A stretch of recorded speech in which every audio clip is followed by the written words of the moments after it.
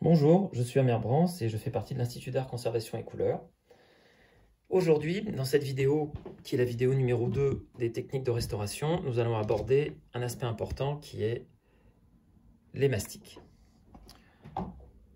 Vous voyez sur ce tableau, qui a subi un certain nombre d'altérations, il y avait des cassures de la surface picturale que nous voyons ici, qui ont été partiellement restaurées. On voit encore les traces, ce qui est tout à fait normal puisque le tableau n'est pas terminé.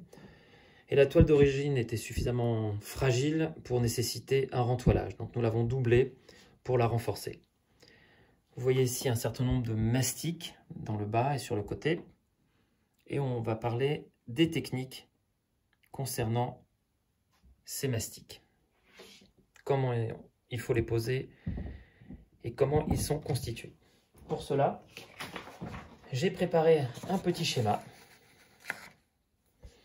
qui explique notre technique de restauration et notre technique de mastic et de retouche parce que les deux sont intrinsèquement liés.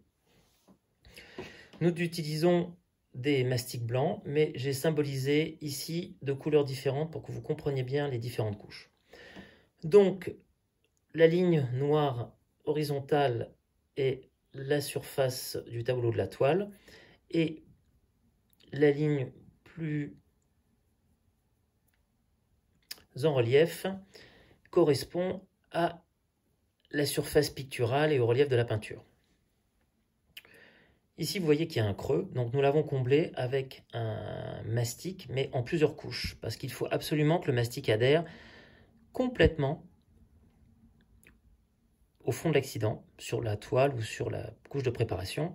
Et pour cela, on l'applique soit avec une spatule, soit au pinceau, et en différentes couches. Donc là, j'ai symbolisé 3 couches, une couche rouge, une couche verte, une couche bleue. Et en fait, ces couches-là peuvent être plus nombreuses si l'accident le nécessite. Et concernant la couche de surface, elle est sculptée pour correspondre au relief de la peinture d'origine. Alors ici, je vous montre ce qu'il ne faut pas faire, c'est-à-dire combler un accident en une ou plusieurs couches, mais en laissant une poche d'air en dessous. Ici, le blanc, il n'y a pas de mastic. Si on fait ça, automatiquement, le mastic va sauter et on va se retrouver avec un trou après la restauration.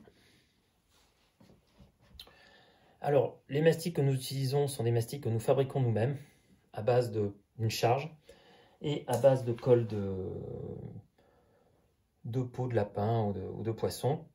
Et donc, ce sont des mastiques qu'on préfère utiliser. Évidemment, il y a aussi des mastiques qu'on peut trouver sur le marché en vente.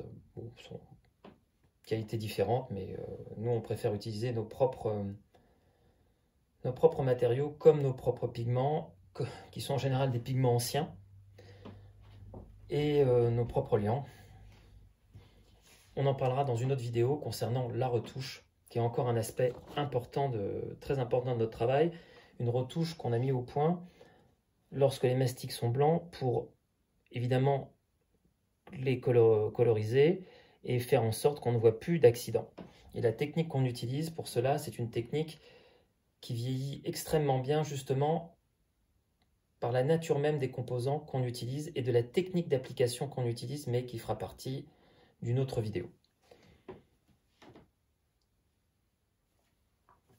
Alors, il y a aussi un point important concernant l'application des mastiques, c'est qu'il ne faut pas que les mastiques débordent sur la peinture d'origine. Il faut qu'ils rentrent uniquement dans les creux.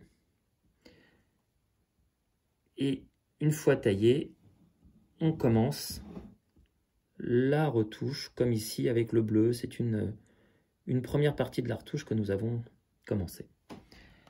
Alors, vous voyez que c'est important de prendre son temps pour faire ce travail. Et évidemment, la sculpture d'un accident sur un tableau qui est très en relief prend beaucoup plus de temps que sur un tableau qui est complètement plan. Et il faut respecter le travail du peintre en essayant de se rapprocher le plus de la technique d'origine.